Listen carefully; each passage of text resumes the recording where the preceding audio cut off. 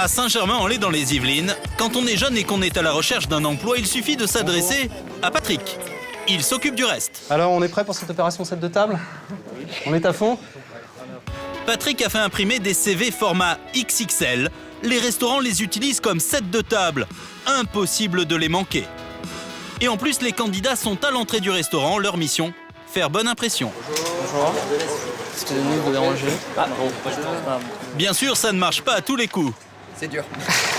Mais la dernière fois que Patrick a fait ça, 5 jeunes sur 10 ont décroché leur premier job. Vos CV sur les sets de table. Donc voilà, donc si jamais vous êtes intéressé, vous connaissez quelqu'un qui cherche, On vous appelle tout de suite. vous avez nos coordonnées, vous nous appelez tout de suite. Mais en tout cas, c'est une très bonne idée. Avec près de 4 millions de chômeurs en France, rechercher un emploi ressemble bien souvent à un vrai parcours du combattant. Le CV, la bonne vieille lettre de motivation, reste bien sûr incontournable. J'envoie mes CV par internet, mes lettres de motivation, ça va vite, c'est rapide, c'est efficace. J'utilise mon réseau. Et d'être pistonné, parce qu'en fait, il n'y a que ça qui marche actuellement. Mais quand on veut trouver le travail de ses rêves, certains sont prêts à tout pour se faire remarquer. La dernière tendance, le CV en chanson. Je veux travailler, je suis un excellent chef de projet. Mais aussi proposer de l'argent à un employeur contre un CDI. Avec la crise, quand il faut se vendre, tout est permis. Isabelle communique, nique, tout simplement. Alors jusqu'où certains sont-ils prêts à aller pour trouver un emploi? Est-ce que ça marche vraiment? Cette semaine, combien ça coûte l'hebdo vous dit tout pour avoir la tête de l'emploi. Pour décrocher son premier boulot, Florence fait comme tout le monde. Étudiante en journalisme, elle passe toutes ses journées devant son ordinateur à envoyer des candidatures et à répondre à des annonces. Plus de 220 CV, 2 entretiens qui n'ont rien donné, ça ne mord pas vraiment. Tous les jours, j'envoie une dizaine de réponses à des annonces que je reçois et rien. Il y a 2 mois, Florence a décidé de se démarquer. Elle a donc réalisé un court-métrage inspiré du film Amélie Poulain qu'elle a mis en ligne sur Internet. Donc, elle cherche un contrat d'apprentissage en alternance de journalisme culturel à Paris ou pas loin autour. Elle vient de Châlons-en-Champagne et elle est très intelligente. Florence Porcel aime le doré, la littérature, le jus d'orange, la théorie des cordes, écrire et les haribots. C'est drôle et ça cartonne. 60 000 personnes ont vu sa demande d'emploi, pour le moins atypique. Ma vidéo, je l'ai faite en 1 semaine, avec les cours, avec ma vie à côté. Enfin voilà, j'ai dormi 3 heures par nuit cette semaine-là parce qu'il a fallu faire le tournage, l'écriture, le montage, la voix off. C'est un boulot de titan, mais je regrette pas parce que vraiment ça m'a beaucoup appris. Des efforts qui vont peut-être finir par payer. Aujourd'hui, elle a rendez-vous avec un employeur qui l'a directement contacté. C'est son 3e entretien d'embauche seulement et elle ne se sent pas très à l'aise dans cet exercice. Je suis un peu nerveuse, mais je vais faire de mon mieux pour que ça marche. C'est pour un poste de journaliste pour un grand site d'information sur Internet. Marlène, la rédactrice en chef, l'a spontanément appelée après avoir vu sa petite vidéo sur le net. C'est exactement le profil qu'elle recherchait.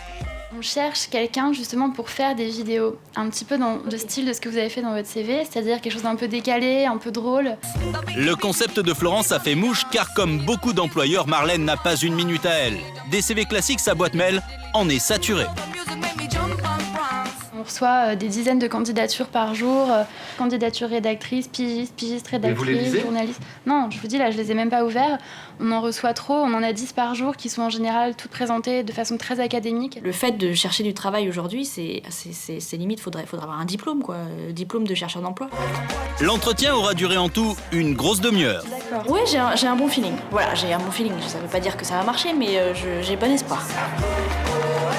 Aux dernières nouvelles, Marlène a commandé un film test à Florence avant de peut-être l'engager définitivement.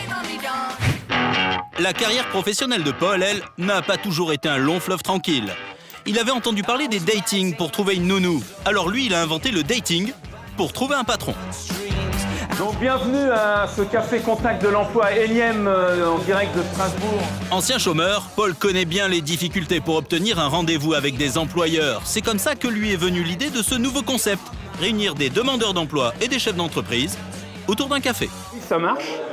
Et la preuve, encore une fois, ce matin est démontrée puisqu'on a une trentaine de candidats, dizaines d'entreprises avec des emplois à pourvoir. L'entreprise vient, elle paye 25 €. Les candidats qui peuvent payent 2 €. Et les contacts se font professionnellement pendant toute la matinée, des rendez-vous qu'ils n'auraient jamais eu dans d'autres systèmes et ailleurs. Alors qu'avec une lettre de candidature classique, ces candidats auraient mis des semaines pour décrocher un seul rendez-vous avec un employeur, là, en 3 petites heures, ils peuvent enchaîner entretien sur entretien. Là, on rencontre directement la personne, on peut se vendre plus facilement, alors qu'un CV, c'est une première barrière, je pense. Ça évite tout le stress, généralement, qui précède les entretiens. Pour les patrons aussi, c'est du pain béni. Recruter un samedi matin, c'est la certitude d'avoir en face des candidats plus que motivés. Ce matin, très clairement, il y a au minimum 2 profils qui sont intéressants. C'est très humain, l'idée est formidable à mes yeux. C'est beaucoup mieux que la NPE. J'ai déjà fait rentrer pas mal de personnes dans ma société grâce à ce principe. Aujourd'hui, les pouvoirs publics s'intéressent de très près au concept de Paul. Et même des pays comme le Canada et les États-Unis l'ont contacté pour exporter sa méthode. Merci et à bientôt. Des bonnes idées ? Paul en a 100 à la minute. Sa dernière en date pour aider les chômeurs à retrouver rapidement du travail, c'est dans une usine de bouteilles d'eau que ça se passe. A priori, aucun rapport. Et pourtant, pour Paul et Alain, le directeur de l'usine, ça coule de source. D'ici une demi-heure, on aura fait 10 000 packs ce matin. Donc 10 000 packs d'eau, 10 000 mini-CV dans les... en circulation dans les magasins. L'idée ingénieuse de Paul, insérer les mini-CV de 64 chômeurs entre les bouteilles d'eau. Le principe est simple, chaque acheteur d'un pack d'eau est un employeur en puissance. La stratégie, donc, c'est d'inonder le maximum de monde. Dans le monde, il y a des employeurs ou des employeurs qui connaissent aussi des gens qui ont des offres d'emploi à proposer. Et ces gens-là, automatiquement, rentrent en contact direct via l'association avec des candidats potentiels qui sont dans les mini-CV des packs d'eau. Depuis que Paul a lancé cette opération, il a eu quelques touches, mais il y croit dur comme fer. Mais en fait, ce système fait surtout les affaires d'Alain, le patron de l'usine. Ça lui coûte 7 000 € par an pour imprimer les CV. Mais depuis qu'il fait ça, il donne une bonne image de son entreprise et les ventes se sont même améliorées. Bon, sur les ventes, on assiste quand même à des augmentations de 800% dans le cadre d'animation qu'on fait sur les magasins quand on parle des mini-CV. L'astuce, elle est là. En plus de glisser des CV dans les packs d'eau, Alain paye les demandeurs d'emploi 50 € pour les transformer en démonstrateurs dans les supermarchés de la région. Dani est d'origine bulgare, elle parle 4 langues, elle est bardée de diplômes. Le seul hic, c'est qu'elle est au chômage depuis 4 ans. Dani fait donc la promo de cette eau minérale. Là, c'est nature, vous trouverez les mini-CV à l'intérieur. Dani vend des packs d'eau et en bonus, elle peut vanter les mérites de son CV, le numéro 55. Ça permet de faire sa propre promotion au lieu d'attendre que les institutions travaillent pour nous et qu'ils cherchent et qu'ils nous trouvent un travail. Je trouve la démarche elle est beaucoup plus active et on est beaucoup plus motivé de faire notre propre promotion. Le moyen pour Dani d'accrocher l'attention d'employeurs potentiels. Et puis bon, tout le monde fait ses courses, hein, du directeur de société à la ménagère, tout le monde, non? Et vous avez des contacts pour aider Dani? Personnellement, non, malheureusement, non. Aujourd'hui, coup de chance pour notre commercial. Ce client n'est pas chef d'entreprise, mais il a une proposition très intéressante pour elle. Si vous savez vendre de l'eau, oui. vous savez aussi vendre de la bière. Oui, bien sûr. Encore quand on est dans une région, ça se vend beaucoup plus. Même, peu importe la région. Exactement, oui. Et puis moi, je vais voir avec mon employeur et puis la DRH de mon employeur. Et puis c'est très bien. Faire parler de soi, c'est essentiel quand on recherche un emploi. Et grâce à Internet, tout va maintenant beaucoup plus vite. Car ce sont des centaines et des centaines de milliers d'internautes qui se passent le mot.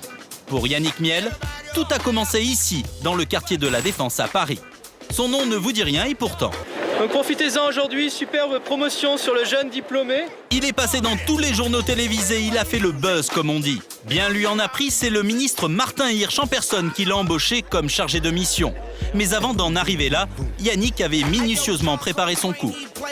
C'était 48 heures après que je me sois mis en vente sur eBay par provocation en disant si aujourd'hui en tant que jeune diplômé j'ai pas de valeur, on va commencer les enchères à 1 €. Se mettre en vente sur Internet comme un vulgaire produit, il fallait oser. Et ça marche, en 48 heures, il devient une star. La plaisanterie fonctionne tellement bien que les enchères fictives vont grimper jusqu'à 10 millions d'euros. Un an plus tard, il a retrouvé sans problème un poste dans une école d'assurance. Un grand bureau, 3 personnes sous ses ordres et beaucoup de responsabilités. J'aurais peut-être pu arriver à cette situation si j'avais pas fait mon buzz, mais ça aurait mis peut-être 5-6 ans de plus. Moralité, quand on veut vraiment décrocher le boulot de ses rêves, il faut savoir faire preuve d'originalité et avoir un sacré culot. Et même ceux qui finissent par réussir continuent à faire parler d'eux sur le net. J'ai trouvé un job, le job que je cherchais.